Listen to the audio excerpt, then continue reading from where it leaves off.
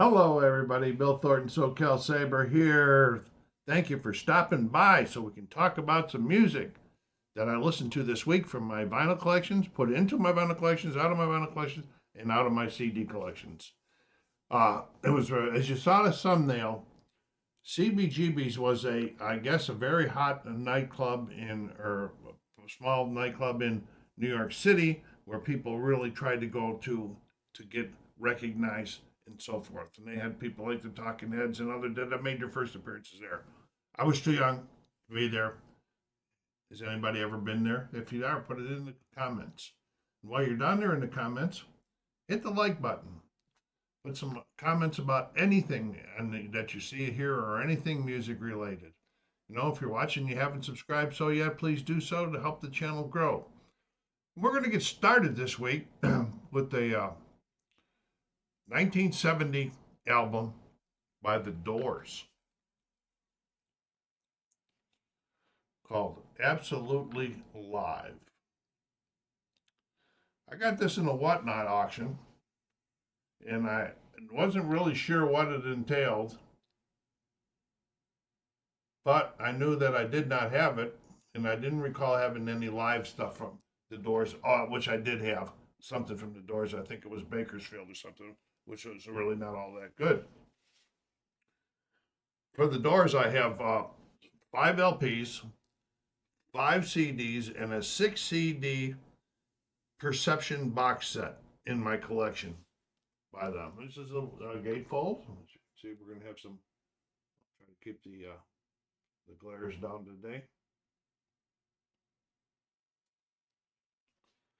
This is the first live album by The Doors. This features songs recorded at concerts held in 1969 and 1970 in several U.S. cities. I think we might have, what have we got for you? Yeah, we have this. This is Electra inners. No pretty stuff. Show you the album. This includes the first full release of the performance piece, Celebration of the Lizard. This is a 2 LP set. And several other tracks that had not previously appeared on any official Doors releases. The album peaked at number 8 on the Billboard's Top 200 in September of 1970. This, as you can see by the vinyl is in a lot better shape than the cover was, but the cover had ringware in it, which kind of, to me, just got a lot of playtime on it. I like this one a lot. And I think one of the big reasons that I liked it a lot is because of those songs that had never been released before. I had never heard them. You'd think with the number of LPs and CDs in my collection that I would be a bigger fan, but this two LP set proved differently because I had never heard those songs. I tried to remember what some of them were. Let me take a look and see if I can, beside that Celebration of the Lizard. Okay, we'll see what we got here. I I just can't remember what they are right now, which ones they were, but there's a lot of them on here. Soul Kitchen, Breaking On Through, Universal Mind, Close to You. You know what? It could have been any of those. Build Me a Woman, but that's really good. So I started this week off different than I did last week. This one's getting a VG plus because I liked it so much with the new material that I had never, the old material that I had never heard before. So that was Absolutely Live by The Doors from 1970. Are you any of you Doors fans out there? Let me know what you like the most out of The Doors. Do you have this one here? All right, the next one we're going to go is, I was down at the local record store, Wisecrack, in Oak Hills, California, and I spotted this one. It was used. I do buy used from them sometimes. Not always all on whatnot. It's the best of Blondie from 1981. So counting this, I have two LPs in the collection. And this was the first greatest hits album by the American rock band Blondie. The album peaked at number 4 in the UK and number 30 in the United States, while becoming the band's only number 1 album in Australia. We have no enter on this one here. You know, I do like Blondie, and I've always liked Blondie, and why I only now have 2 CDs in there in my collection, I don't know why I don't have more. But this one kind of, because it is the greatest hits, or the best of Blondie. This kind of helps fill the hole. The album was released in several versions with different track inclusions and running order, which varied slightly between North America and international editions of the Best of Blondie, highlighting the popularity of a particular song in different countries. That would remix it, put the one that was from that country up there, number 1. That's kind of interesting that they go through all of that work. But I guess you want to draw the buck, you got to do the best you can. Okay. The United States and Canada editions included One Way or Another, which was not issued as a single in Europe. The international version of the album included 3 songs that were not on the North American release. That was Dennis, Picture This, and Union City Blue. Yeah, boy, their manufacturers went through craziness with this album, from what I've read and understand. This is only the second. I already said I don't know why I don't have more in my collection. Should be. This is good stuff for a collection. Helps fill the holes on a few things. I enjoyed it. I gave this a VG plus also. So picking at the end of this week looks like it's going to be a dandy of a job for me to do. So that was the Best of Blondie from 1981, the LP. Now we're going to talk about the one that you saw in the thumbnail, live at CBG's. When this went up on an auction, it was a whatnot. I don't think there was a lot of people that knew what CBGB's was, because there wasn't much bidding on it. And I was surprised there wasn't much bidding on it, because the cover says it's a promotional copy. But nowhere on any of the labels or on the inside can I find where it says it's a promotional copy. So anyway, somebody might have thrown that sticker on there. But anyway, there wasn't very much bidding on it. Okay. And this is a classic double LP from CBG's.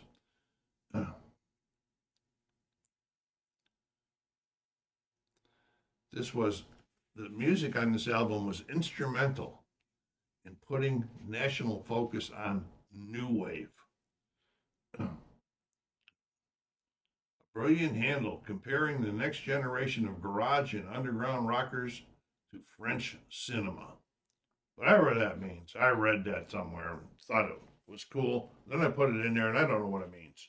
All right, so what it is a I would tell you the truth. When I don't know something, I don't know something. I'm not an expert on a lot of things in music, except for the fact that I like music a lot.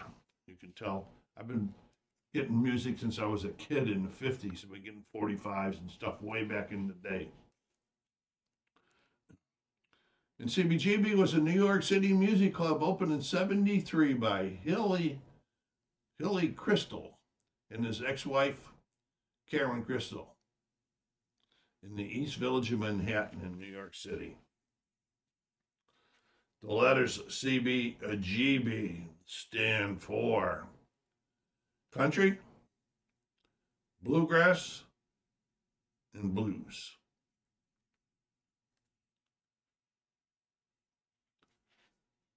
Which she really opened it up for that type of music.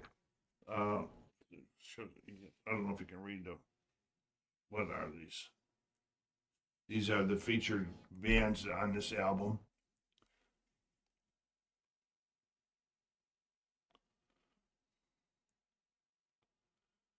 But after she opened it up, it soon emerged as a famed and iconic venue for punk rock and new wave bands. Some of the ones that performed there were the Ramones, the Dead Boys, Television, Richard Hall, and the Voidknots, Patti Smith Group, Blondie, and Talking Heads. That's some neat people that performed there trying to get recognition and so forth in the day. And a lot of those did. The album played pretty nice. I know it's, again, this is music I'd never heard before, but I did enjoy all of it. It was nice. You know, it was like, to me, it was like, oh, there was such a mixture of rock and roll in here. You know, where we'd get stuff like from Chuck Berry that sound like could have come from Chuck Berry, or another tune that could have been done by the Beatles, but it weren't done by them. You know, it was just a mixture of rock and roll, and I liked it. I enjoyed this album a lot.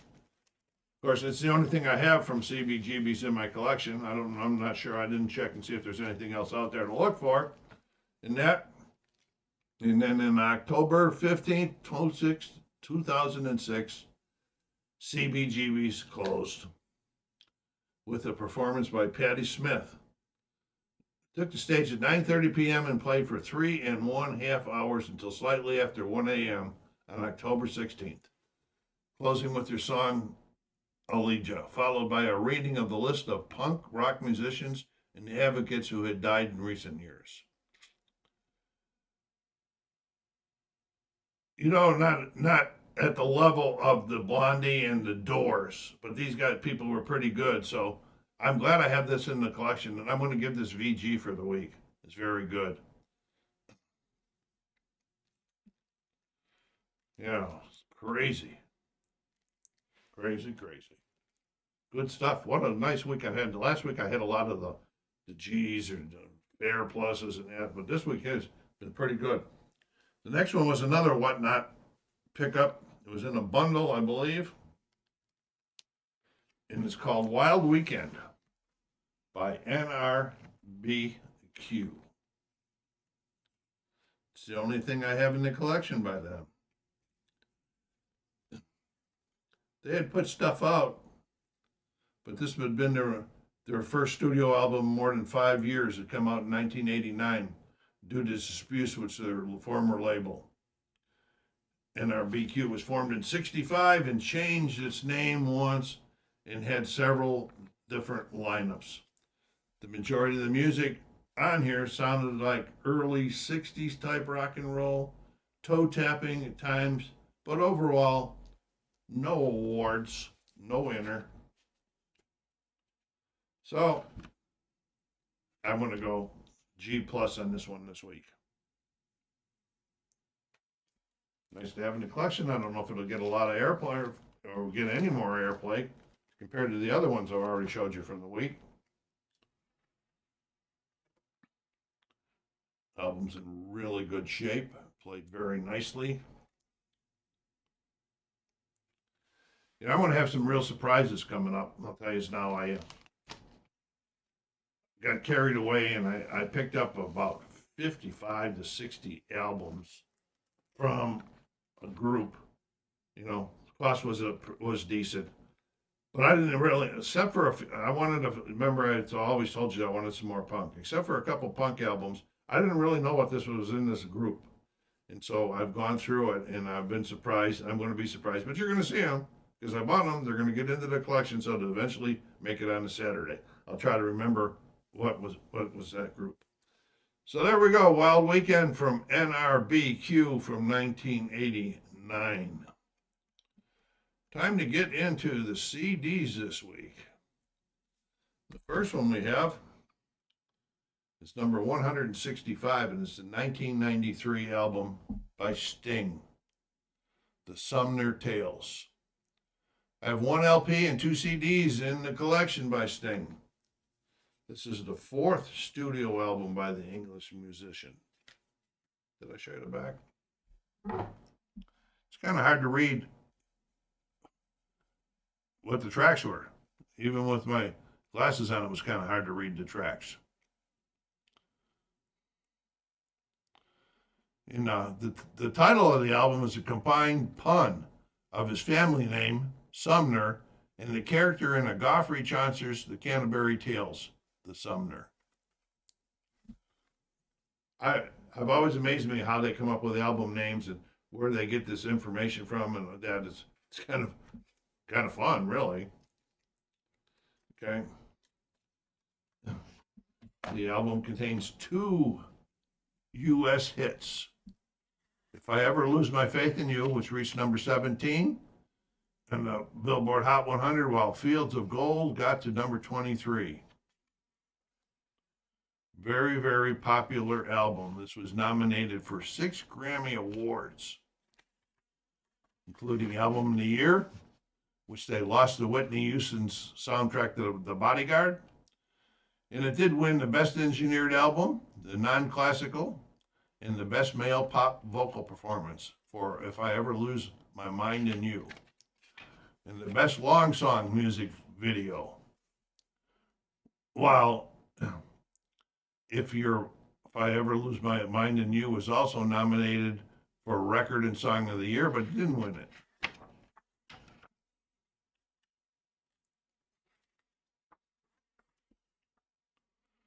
I enjoyed this. This was nice listening. It would go from soft up to medium, and it was nothing head breaking in that. I did see Sting. I'll tell you a little bit about that one. A friend of mine and I got tickets to see Sting and Peter Gabriel when they're on tour together. And knowing some of Sting's music and a little bit of Peter Gabriel's, I thought, well, this is going to be probably a pretty mellow concert.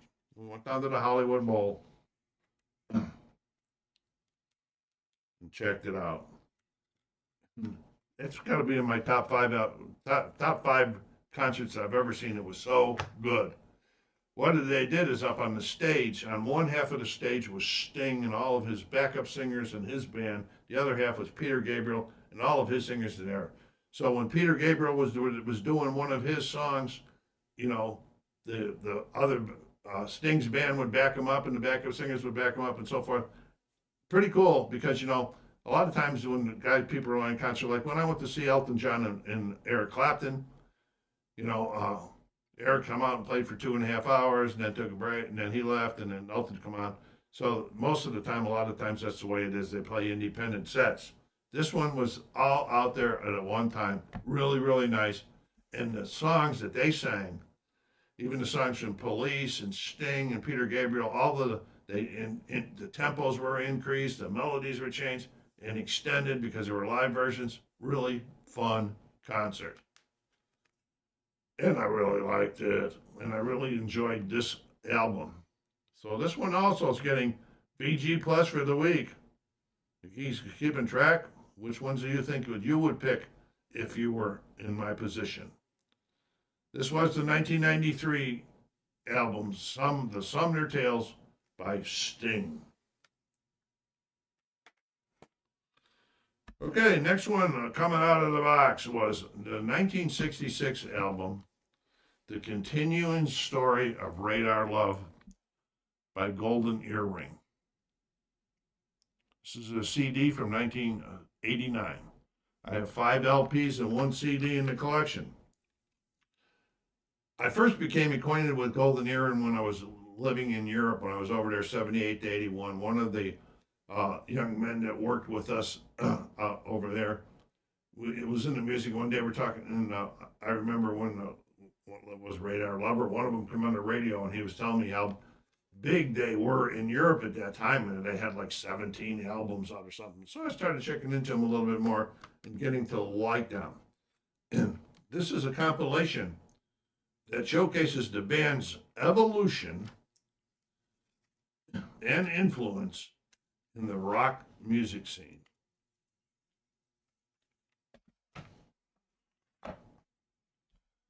Contains a selection of their most popular and significant tracks, reflecting their journey from classic rock band to progressive rock icon.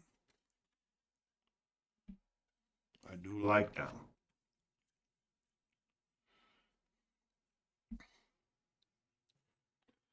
This the album was meant to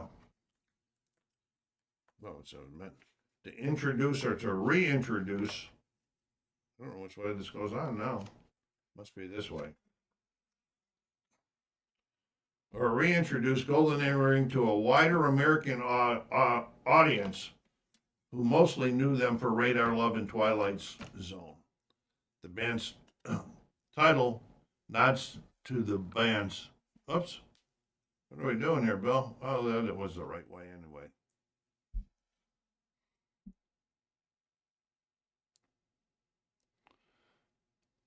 The band's title and their identity. That sense of perpetual motion and restless energy that started with Moontan. This was a really, really good one, and it opened up a Radar Love and it ended with Twilight Zone. The little hits the bone and all of that good stuff, and Radar Love. No, I didn't have it in the right place. So this was the 1989 compilation album by Golden Earring titled The Continuing Story of Radar Love. And although I liked it a lot, I can't give it VG+, so I'm going to go VG on it. Because it just, if it was with some other albums on another week, if it done last week, it would have probably been VG+. But compared to the other stuff going on this week, this was a good one. VG, for the continuing story of Radar Love from 1989 by Golden Earring. Now this next one, this took me back in time. Remember I said I've been a rock and roll fan, a music fan, since the 50s and 60s when I was very, very young. This one here is The Collection by Neil Sedaka. Wow. It's the only thing I have in the collection by him. It's a 2 LP set. Had some of the big hits. The first LP, this is a gatefold, so I'll show you.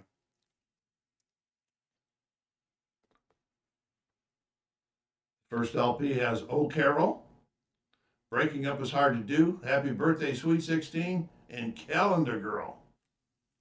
All were huge hits that have become and still are pop standards. You know, I don't know why I got this, but I did, and I'm glad that I did. Here's the back again with all the different tracks on it. I'll show you all the different tracks. The second LP has some of the hits, plus his first million seller titled I Go Ape.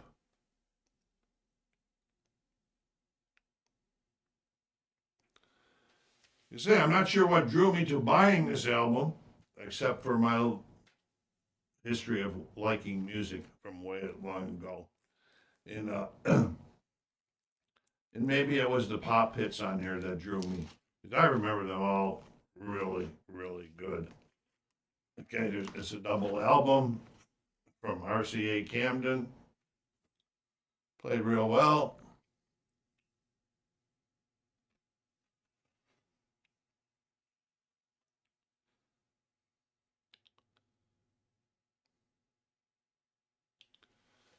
No, I would say that it was a nice addition to the collection, especially for those pop hits. But overall, this week I'm going to just give it a G plus. I don't know why. Hey, you guys can probably outguess me better than I can. So let me know what you guys think of any of these. I want to tell you the two that I picked out of this selection that I always say, like, I like the most, but I didn't. I had the most fun with, or I enjoyed the most, whatever it is. It's just two that top the week. Okay? And I'm going to start off by picking Absolutely Live, the 1970 album by The Doors, the double album. I enjoyed that a lot. That really kicked my week off to it. So then we're going to go be looking, all right, what do we got? We got the Best of Blondie, VG Plus this week. We got Live at CGB's as VG. And we got other things, the continuing story of Radar Love. But the second one I'm going with this week at VG Plus is The Sumner Tales by Sting from 1993. I really enjoyed that album. It's pretty good. So I'm sure that in the back of my mind somewhere in subconscious, seeing him in concert probably pushed me towards that direction, but heaven knows. So that's it for this week. I hope you enjoyed it. Leave me some comments down there. SoCalSabre saying take care of yourselves out there. Be kind to each other. Stay safe.